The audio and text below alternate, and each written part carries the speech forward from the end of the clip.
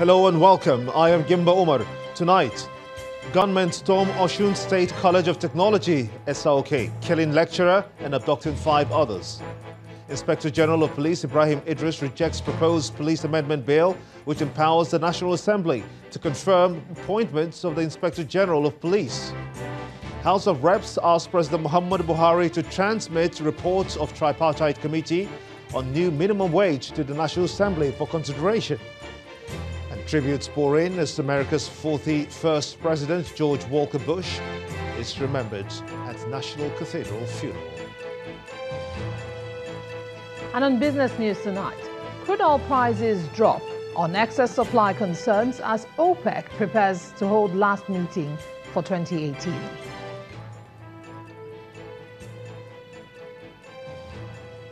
On sports news tonight, Nigeria's continental representatives, Lobi Stars of Makurdi and Enugu Rangers, advance in the CAF Champions League and Confederation Cup return leg matches. And from Abuja, a coalition of united political parties asks President Muhammadu Buhari to sign Electoral Act Amendment Bill into law as group names Atiku Abubakar opposition consensus candidate.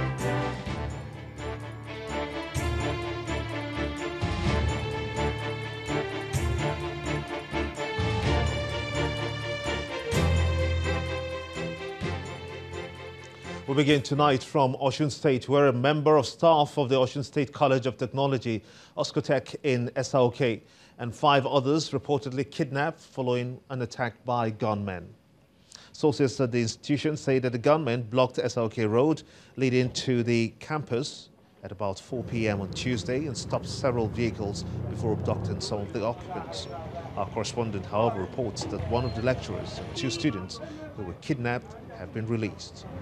On the 8th person originally kidnapped, one of them, a registry staff, reportedly died on the spot, while 4 others are still in captivity.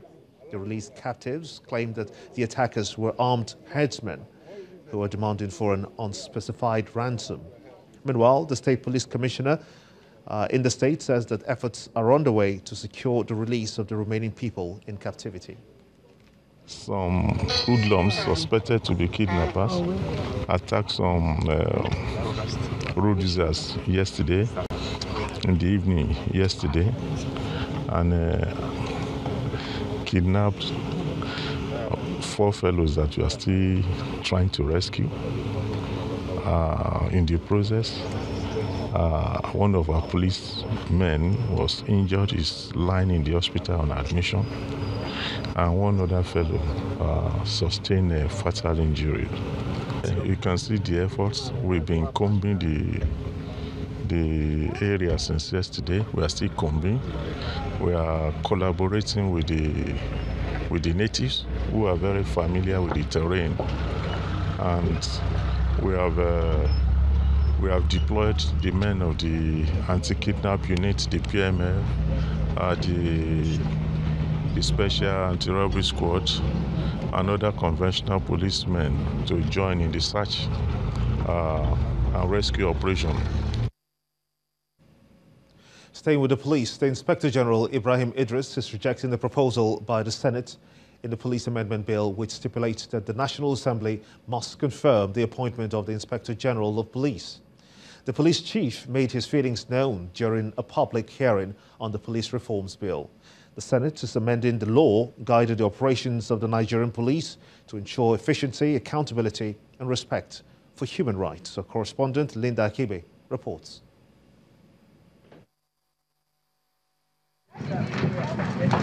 Violence has become extremely commonplace in Nigeria, to the extent that there is barely any part of the country not affected by one form of violence or the other. Nigeria is plagued by the evils of kidnappings, armed robbery, ritual killings, sectarian violence and terrorism. Now more than ever, the country needs an efficient police to tackle these problems head-on.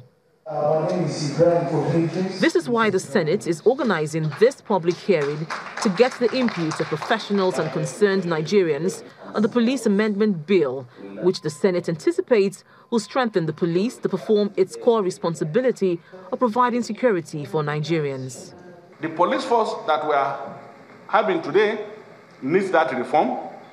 They need the respect of the public to be able to perform their duty. They need to be insulated from politics and politicians. The Inspector General of Police has had a tumultuous relationship with the Senate over his failure to appear before the upper chamber on several occasions. However, he's participating in this hearing and airs his views on some of the clauses in the proposed legislation. He's not on board with Section 7 of the proposed legislation, which covers the method for the appointment of the Inspector General of Police. Again, the police is of the view that the requirement of the confirmation of the Senate for the appointment and removal of the Inspector of Police in office will tend to politicize the office of the Inspector General of Police. This will disadvantage the police in its effort to fight crime and criminality in the society. It is therefore suggested that the requirement for confirmation of the appointment of and removal of the Inspector General of Police be expunged from the bill. Some of the speakers at the hearing maintain that the efficiency of the Nigeria police is linked to welfare, salary and training of police officers. They must be provided with equipment and machineries to effectively discharge their constitutional responsibilities. It's also very important that we have more of our men in police barracks, police environment. You know, a lot of them who are outside, some are even given free houses by criminals. But the sponsor of the bill, Senator Bala Ibn Nala, is quick to note that the proposed legislation is not the cure-all to Nigeria's policing problems, but it can offer solutions to them. Linda Akibi, Channels Television News. The security challenges in the northeast has prompted President Muhammadu Buhari to redeploy the Chief of Air Staff to lend support to the efforts of his counterpart in the army until the situation is brought under control. This move, according to the media aide of the Minister of Defense, is to enable the military reorganize its operations in the fight against insurgency. In this next report, our correspondent Oreoluwa Sonibare examines the strategy of warfare deployed by the federal government. The source of this quote, Napoleon Bonaparte, a French military leader, must have thought long and hard about strategy before each battle. Otherwise, his legend would not have been documented. Strategy is the key to any victory.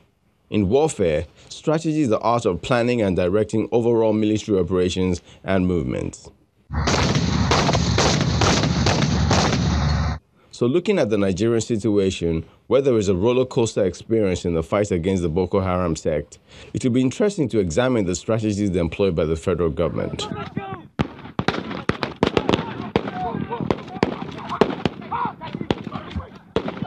So far, it has been fire-for-fire approach, with the federal government approving $1 billion or 360 billion naira to procure equipment. Approval na asawo kayaki na yaki kusan $1 billion there. And it means further consolidating on other areas where there are challenges so that the troops will be able to use this equipment and operate very efficiently. The federal government has also resorted to the redeployment strategies, with the latest being the Chief of Air Staff, after the Chief of Army Staff to be relocated to the northeast. For the Chief of Air Staff, all eyes are needed to swing this bat against the insurgents. The Nigerian Air Force and indeed the Armed Forces is currently at the forefront of the government's effort to rid the nation of these criminal elements and restore normalcy. Although both military forces have recorded pockets of victories, how well are these strategies paid off? Overall, has there been any significant improvement in the fight against insurgency? Certainly, the recent killings of 39 soldiers in Metele, Borno State by the Boko Haram does not ignite optimism. Is there a need for a rethink about the manner of approach? Is it only through force that force can be repelled? Perhaps an economic strategy might be needed to support the efforts of the military. Strategy determines how matters end. So the direction the nation will take over this matter depends heavily on the choices made by those in authority. The hope of all seeking peace is that they are the right ones. Oreoluwa Sonibare, Channels Television News. Joining us on the news at 10 to look at the issues is Major General Cecil Esekagbe, retired, and an Army officer and also a security consultant. I want to thank you so much indeed for joining us on the news at 10. What is your assessment of the Nigerian military strategy to address the resurgence of violence and those attacks we saw in the northeast, considering the Italy attacks to begin with? Well, the strategic salience of insurgency is captured in the attribute of insurgency itself, which is a protracted battle and asymmetric violence, and as a matter of fact, a deliberate attempt to sustain themselves. So in counter-insurgency operations, you must have to have about deliberating your strategy. You have about ground strategy, you have the strategy itself. The first strategy is to contain the insurgency, while the ground strategy is a total victory. But it's step to step. If you start with the ground strategy with the obsession to get victory, you're going to have some complications, which you're having now. So the best thing is to contain the elements. And that is what is called FD4 in strategic calculations. First of all, you fracture the insurgents and make sure the leaderships are eliminated. Then you demoralize them, you delegitimize them, and delink them because they have links with the international community. That is why the division of the Boko Haram into the local Boko Haram of Shakau and that of the El Banawai, that Islamic State of Iraq, with the Levian group in West Africa, that continue to hold sway. So at this point, what will the relocation of the Chief of Air Staff, the Chief of Army Staff has already been relocated to the Northeast, what will that bring to the efforts of the Army, or should I say now the military as a whole, and the government to try to stop the actions of Boko Haram? Well, complex emergencies are dictated by a robust response. And I'm not surprised as the Chief of Air Staff has been asked to join the Chief of Army Staff in the theater of operation. This is the highlight of interagency cooperation, which is needed to tackle this menace. So what should we do differently, do you think, in your estimation, in tackling these renewed attacks? More so, now that Boko Haram has, as a matter of fact, written to 2 communities in the Northeast with intentions that they will be attacking them anytime from now. This kind of operation is intelligence-driven. And we should not be neophobic. We should not be afraid of doing new things. We have to solicit the support of the Western countries to help us provide intelligence.